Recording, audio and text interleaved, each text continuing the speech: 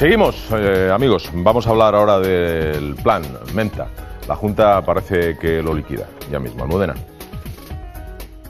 La Junta de Andalucía elimina sin previo aviso su plan estrella contra el paro. La Consejería de Empleo liquida el conocido como Plan Menta después de 2 años de vida y sin alcanzar el objetivo propuesto, crear 135.000 puestos de trabajo.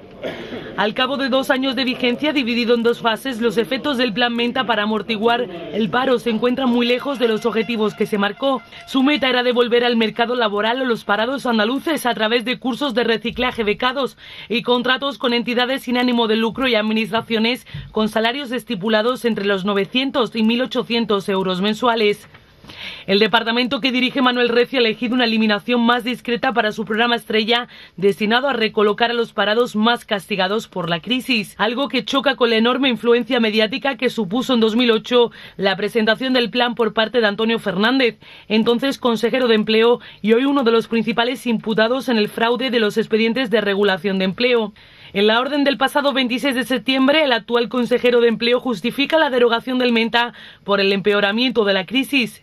El programa se presentó como un salvavidas ante el naufragio laboral de trabajadores afectados por la burbuja inmobiliaria y también destinado a autónomos.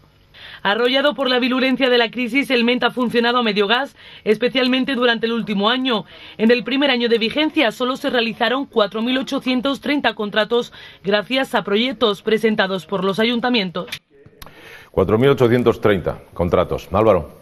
Bueno, simplemente yo no sé si nuestros espectadores que nos ven habitualmente conocen un poco en qué consiste esta ayuda. Son 350 euros que se le daba al empleado para desarrollar actividades que fueran tendentes a buscar trabajo, mejorar su posición a la hora de buscar trabajo. Yo le voy a mencionar un poco las que fueron las medidas más, o el encabezamiento de la medida, para que ustedes entiendan qué consiste este plan, ¿no? Y bueno, en primer lugar tenemos acciones de formación profesional intensivas, acciones para la adquisición de experiencia laboral, ayuda específica en el marco de la colaboración social, ayuda de movilidad para la consecución de un nuevo empleo. O sea, estamos viendo en un contexto, este tipo de medida en el cual usted me ayuda a mí a que yo sea más activo en mi búsqueda de empleo. Pues mire usted, al final lo que estoy consiguiendo es una cosa muy sencilla, quitar de la estadística a estos señores que durante un tiempo se están formando, que lo necesitan y que es loable esa tarea de formación en un reciclaje laboral que hace falta en Andalucía, pero con unos objetivos claros y definidos, a quitarlos de la estadística del paro y reducir estos números que son tan escandalosos en Andalucía. Era una forma de incentivar a la gente que se fueran a estudiar cursitos, porque son cursitos, porque 3 meses me va a explicar usted a mí en qué mejoran las capacidades o las habilidades de una persona que se ha dedicado durante toda su vida a un sector determinado, llámese construcción, llámese hostelería o llámese marquetería. Entonces, las medidas que se tienen que tomar son las necesarias, son las que se apoya al empresario para desarrollar su actividad, que en el fondo son los creadores de empleo, como bien dice el compañero. Sí, sí. Entonces, en ese sentido, ustedes han visto cuál ha sido el desarrollo de esta actividad y cuál ha sido el fin último de esta actividad. Ninguno. Ni 9.000 personas se han visto beneficiados de esta ayuda. ¿Quién se ha visto beneficiado de esta ayuda? Los que han impartido los cursos, los sindicatos, que se han quedado con el montante total de esta ayuda. Sí, lo que dice Antonio Barreda, ¿no? Los sindicatos que se han convertido en empresas de formación, ¿no? 115 millones de euros en 2 años, ¿eh? 115 millones de euros en 2 años es lo que ha costado este plan, que ha facilitado contrataciones a menos de 9.000 personas. Se habla de millones de euros, como... Pues, bueno, una facilidad espantosa. Si lo dividiéramos, el coste por cada empleo sería altísimo, ¿no? A mí me parece que en esto hay varios aspectos. Primero, es mala noticia todo lo que sea que acaben con un plan que en teoría debe de ayudar a crear empleo, ¿no? Esa de entrada parece una mala noticia, ¿no? Luego, si analizas un poco más, ves que quizás no sea tan mala si piensas que en su momento probablemente se crea con más visión, por una visión política más que por un interés real o por un convencimiento real de que ibas a conseguir algo.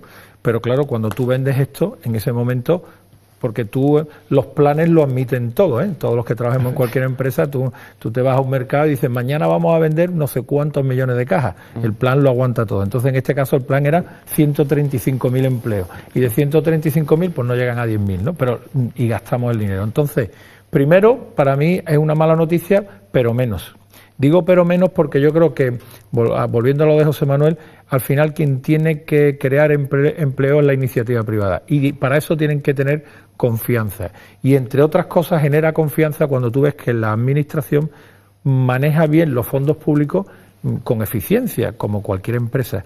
Estos fondos no han estado bien manejados. Yo leía el otro día que incluso la ejecución presupuestaria fue mala. El primer año ya dejaron pendiente 400 millones que no dieron, y en el segundo año, porque solo han sido 2, como habéis dicho, el 70% del presupuesto hasta hace muy poco estaba sin ejecutar. O sea, que además lo han hecho mal. Pero es que además, si lees un poco, te meten en alguno de estos foros de los que tenían que haber sido beneficiarios, resulta que están los pobrecitos míos que no lo han cobrado, ¿no? Entonces, es decir, lo han organizado mal, no se han gastado el dinero, porque el problema al final es que no lo tienen. Quiero decir, no es que sean tan torpes que no hay dinero, pero encima el poquito que estaba invertido no lo han pagado. Pero voy más allá. Si es que la estructura del propio desarrollo que lleva aparejado este plan, es decir, parados que lleven en paro desde 2008, justamente donde estalla la burbuja inmobiliaria. Estos señores que empiezan a caer, el empleo empieza a caer de una forma progresiva, están cobrando el paro en el año 2010 en una gran totalidad. Es decir, muchas personas empiezan a perder el trabajo en el 2009, con lo cual el presupuesto subjetivo, es decir, la persona que tiene que percibirlo, apenas existe. Pero es que vamos allá. Es incompatible con el desempleo, es incompatible con las ayudas que se estaban dando de 400 y pico euros que sacaron a última hora a nivel estatal para este tipo de personas que no se habían quedado sin ningún tipo de prestación. Entonces, el sujeto que podía ser susceptible de percibir esta ayuda no existía. Esto estaba destinado a desarrollo de cursos, a desarrollo de actividades formativas que no sé si se habrán dado o no, pero que ineficaces han sido, porque yo no conozco a ningún Bill Gates nuevo que haya salido de estos 3 meses de estudio que muy probablemente fueran orientados a desarrollo informático, fueran a desarrollar otro tipo de actividades formativas para mejorar su empleabilidad. Yo pero todavía no conozco ¿sabes ninguno. Otra cosa peor? Creo recordar que además no estaba orientado los objetivos de estos cursos y de por tanto de estas ayudas a generar un sistema productivo, volvemos a lo mismo, sino estaba orientado en colaboración con entidades sin ánimo de lucro, con ayuntamientos, con diputaciones, es decir, que se esperaban que las contrataciones vinieran otra vez más de la administración pública en su gran peso, o de entidades sin ánimo de lucro, que básicamente también estamos hablando en una gran parte de administración pública. Es decir, estaba pues recolocando a personas otra vez también en la administración pública. Es decir, 115 millones de euros gastados en unos cursos que lo único que sabemos realmente es que se ha gastado ese dinero, que no ha tenido después un resultado positivo de contratación, como estamos hablando, que desde luego han sido unos cursitos, como tú estás diciendo, pero que además encima no iba dirigido a generar sistema productivo y por tanto a generar riqueza, sino a generar otra vez clases pasivas. Yo lo que, siguiendo la línea de vosotros, estoy totalmente siguiendo la línea de Jaime. A priori puede parecer una mala noticia que la mayor lacra que tenemos en nuestra comunidad es el paro, y que unas políticas de empleo, de creación de empleo, desaparezcan, ¿no? Pero aplicando un poco el sentido común, quiero recordar que antes del Plan Menta a nivel nacional se aplicó un Plan un Plan Proteja. O sea, como ciudadano de a pie lo que veo que aquí hay muchos planes para diferentes tipos. Vamos a ver, aquí hay un problema que es el paro. ¿Y por qué tenemos que clasificarlo tanto en tantas clases, en tantos modelos? Incluso en el Plan que al final se dedicó para hacer, en algunos casos, pistas de pádel, incluso la obra el cartel que se ponía era más caro que la obra que se iba a hacer. Me parece indignante, ¿no? Entonces, eso al ciudadano le tiene que corroer, y sobre todo porque estamos hablando de muchos miles de euros. A veces al ciudadano, ¿sabes qué pasa? José Manuel, haces muy bien, sí. Pero José Manuel, lo que le pasa al ciudadano es que carece de información, no lo sabe. Claro. Entonces, es que son mis impuestos, o sea, los impuestos de todos que estamos trabajando, y sobre todo, yo me gustaría saber el dato, en este tiempo donde se han aplicado estos planes, ¿cuántas pymes se han cerrado? ¿Cuántas pymes y cuántos autónomos han quedado por el camino? Hemos hablado de ese dato aquí. Claro. Hemos hablado, ahora mismo no lo tenemos, pero hemos hablado. ¿Cuántas pymes y cuántos ¿Alguien autónomos? se ha hecho esa reflexión también? ¿Cuántos pymes y cuántos autónomos? Ese señor que transporta periódicos, ese señor que tiene una imprenta y le fabrica al ayuntamiento de turno, y que ha tenido que echar y dejar a familias en la calle porque la entidad pública de turno no le paga. O sea, si todo este dinero, no soy político, ¿no? un porcentaje importante lo hubiéramos dedicado a saldar deudas con pequeñas y medianas empresas que son nuestro tejido industrial y autónomos, quizás no tendríamos, pienso humildemente, no tendríamos esta tasa de desempleo. O no hubieran caído en tanta rapidez. ¿Tú sabes cuál es el problema de eso, José Manuel? Que eso no te permite tener una mesa, el presidente, el vicepresidente, el consejero, el secretario de Empleo y el sumum corde con las televisiones anunciando que creas un plan de 130. Sí, pero es que su trabajo eso no te da votos. No lo hacen porque no te da votos. Y lo otro, no digo que esté bien hecho, estoy explicando el porqué. Yo tengo una teoría, muchas veces hay entidades públicas, no digo solo para empleo, para muchas cosas, que disponen de fondos que al final quien los recibe no sabe muy bien qué hacer con él, porque le ponen muchas cortapisas. Esto te lo puedo gastar en esto y en... Pero al final, todo el mundo que está en la cadena sale beneficiado porque el político vende. Yo estoy dando dinero para ayudar a las golondrinas viudas del Zaire.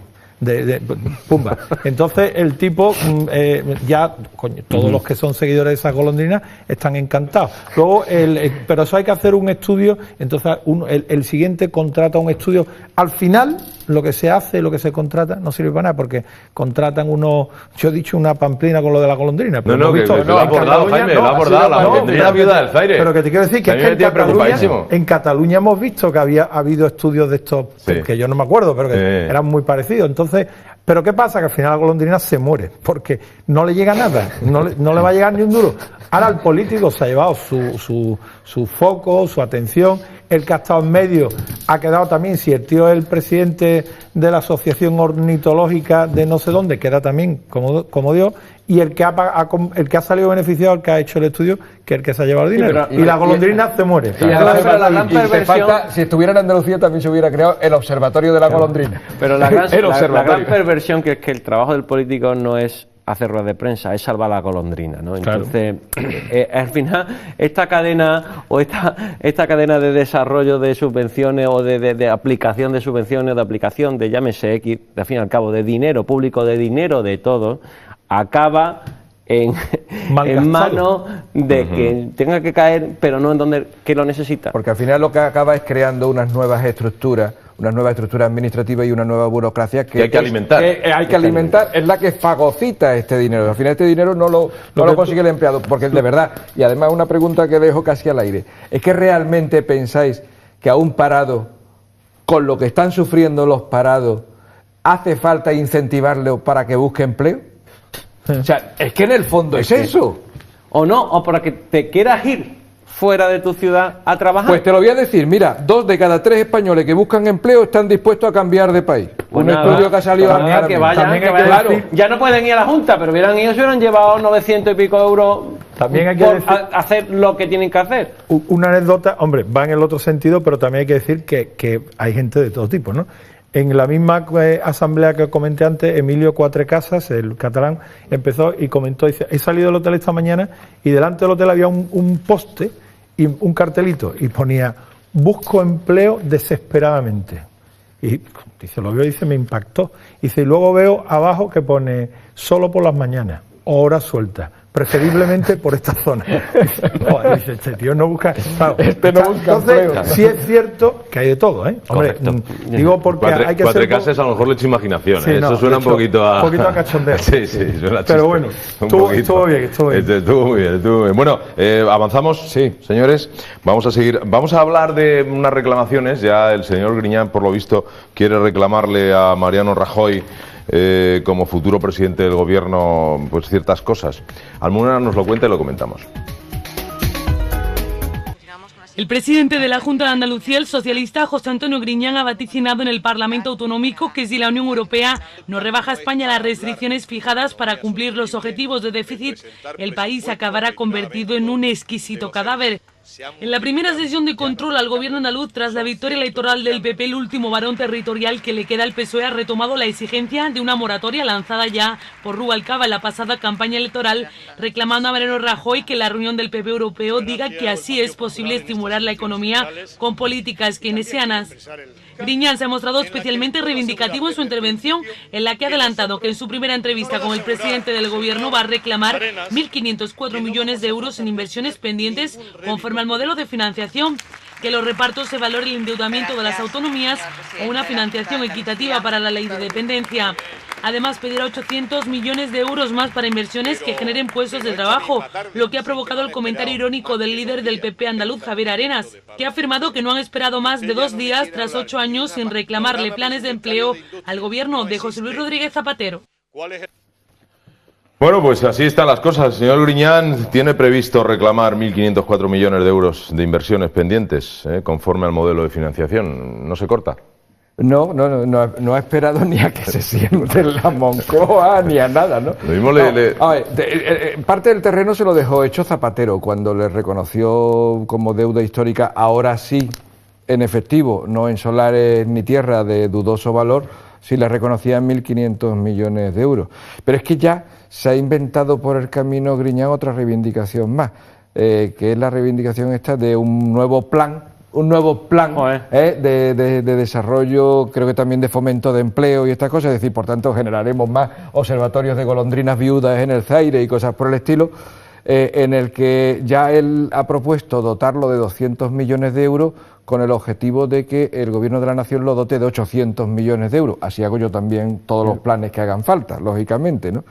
Entonces ya está reclamando también eso, es decir, hay que sumarlo a los 1.500 millones, hay que sumarle estos 800. O sea, como andaluces, ¿qué tenemos que hacer nosotros? ¿Apoyarle? ¿Decirle espérese?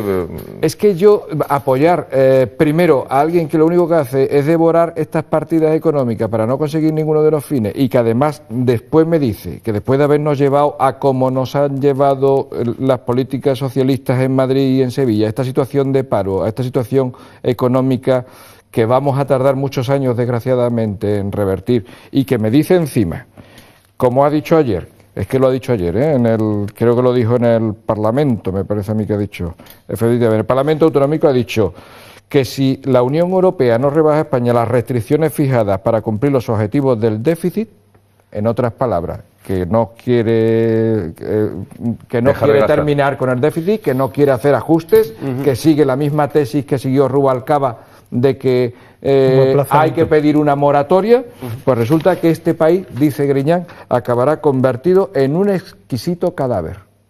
Entonces, bueno, esto me parece de una miopía política y económica terrible. Yo no le voy a dar un cheque de confianza a un señor que dice estas cosas y que plantea estas cosas. No, a mí como ciudadano, vamos a descontar un poco lo que es la actuación de este señor, que fuera de lugar, fuera de momento, porque sinceramente si tuviera voluntad de pedir ese dinero para hacer algo efectivo o para hacer algo correcto políticamente, tendría que haber esperado el momento, como decimos en derecho, procesal oportuno, y no es 2 días después de haber terminado las elecciones, y no lo es.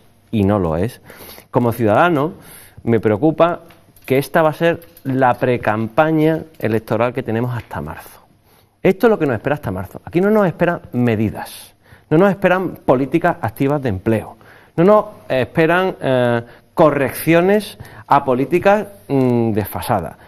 Nos esperan una violenta precampaña centrada en descalificación, en hacer brindis al sol, en intentar otra vez manipular la opinión pública con una clara intención de que se siga en el gobierno el partido actual, y al fin y al cabo nos esperan 4 meses o 5 meses de inactividad política que no se puede permitir, ya no solo este país, Andalucía, porque hemos sido víctimas de esta situación 4 meses atrás, cuando se anunciaron las elecciones en el mes de septiembre, y miren dónde estamos 2 días después de celebrarse las elecciones, a un mes vista de constitución de gobierno y tirándonos de la oreja. No, ya es que no estábamos castigados contra la pared, ahora nos están tirando la oreja y muy probablemente nos vayan a expulsar del colegio, ¿no? Entonces, es muy grave la situación con la que estamos, y esta comunidad autónoma no se puede permitir 4 meses de este tipo de política. Y eso, como ciudadano, es lo que me saca de mis casillas, Agustín. A mí me da la sensación, bueno, cuando lo leí, la primera sensación fue que me dio la de tonto el último, ¿no? Ha dicho, yo ya tengo que empezar, antes que empiecen, tienen poco, porque está solo el Pachi López, ¿no? Si no me equivoco, el único ahora mismo, Pachi López y él, ¿no? Bueno, está luchando para ver si se queda, porque claro, ahora como vayan todos para afuera, pues lo van a pasar mal, ¿no? Entonces, lo primero que es eso, tonto último, yo voy a empezar, pero ya, ¿no? Y voy haciendo algo que además pueda servirme como si fuera algo que ya se pedía hace mucho tiempo, es decir, algo que nos corresponde. Una cosa de esta es cuestión de tú repetirla, yo te la repito 1, 2, 3, y cuando te la has repetido 500 veces, ya parece, hay que ver lo de los 800 millones que no nos lo pagan. Entonces, yo creo que es, como tú dices, el inicio de una estrategia que va a ser, que estamos empezando la campaña, pero que vamos a tener una campaña a sangre, luego creo que vamos a hablar de la campaña, va a ser sangrienta, porque es que tienen en riesgo, ya no es en riesgo, pues que te digo, algunas veces era tener tal... Perder una circunscripción, una capital de provincia. Es comer, tienen en riesgo mucho. Es que en Andalucía, como siempre han gobernado los mismos, hay gente que nunca ha llegado a trabajar en otra cosa. Es decir, que siempre ha trabajado dentro de la administración en puestos de un cierto nivel, como también decían en esta misma asamblea, ya no me refiero más a ella, que hemos tenido ministras, decía Manuel Pimentel, que han hecho el máster en el ministerio, es decir, no tenían ninguna formación, pues ministras. Pues de eso aquí en otro nivel lo hemos tenido mucho en Andalucía. Ahora este hombre lo sueltas tú en la calle y lo va a pasar mal, ¿no? Entonces, por eso tanta sangre. Y por último, respecto a lo que tú decías como andaluz, ¿no?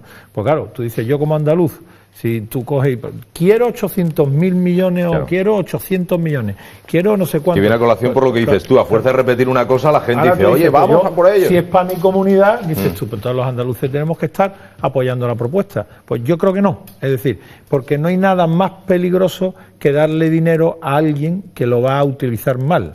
Si yo ya he comprobado que tú no me has utilizado bien el dinero, eso es como en el presupuesto de una comunidad. Algún administrador alguna vez te dice, bueno, da igual, como es un presupuesto, lo ponemos un poquito más. No, el presupuesto es el presupuesto. ¿Y cuánto es lo que nos hace falta? 10, si hace falta 15, pero si hace falta 5, no vamos a poner 20, ¿no?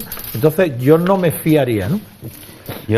Aquí la costumbre que tienen en Andalucía, desgraciadamente, es no cumplir los presupuestos, que precisamente por eso tenemos los problemas que tenemos. Creo que hay una parte de la política que tiene miopía, es decir, estamos muy cegados hacia Andalucía, no es una isla en mitad del Pacífico.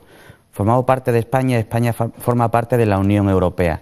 Europa ahora mismo está en el foco, en el ojo del huracán, ¿vale?